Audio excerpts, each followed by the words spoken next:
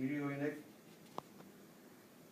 oso gutxi erabili duena bere poesian ere.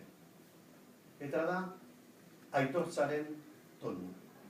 Aitortza bat da bere poesia. Aitortu egiten du urte hauetan, azken urte hauetan, bizi izan duen bidea, bide horretan bizi izan dituen tentaldiak, batzuk oso gogorrak,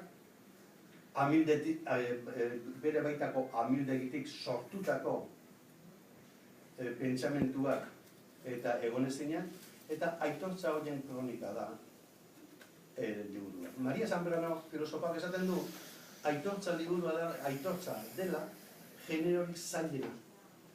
Dagoen generorik zailena, eta bezaletik dagoen generorik peligrosoena, arriskutsuena.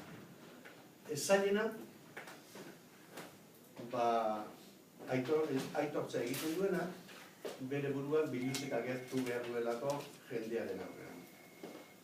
Eta zailena, biluzik agertze horretan, beti ere arriskuak askoz ere handiagoa daudelako irakurlearen percepziotik.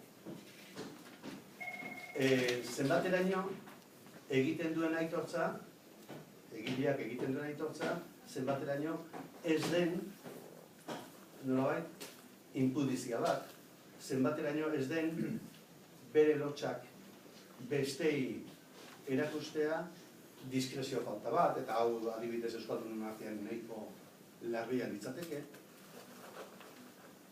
Gure artean, halako aitortzak oso gutxi egin dira. Nik, gaur goizean, errepaso txiki bat ematen egin nintzala, pizka nire memorian, goratzen nintzen, Jon Etxaiderek hitz egiten duenean, idazten duenean, bere aitari buruzko liburua, eta argitaratzen duenean, familian ja kontra egingo ez dion jende guztia desakatu denean, prudentziz.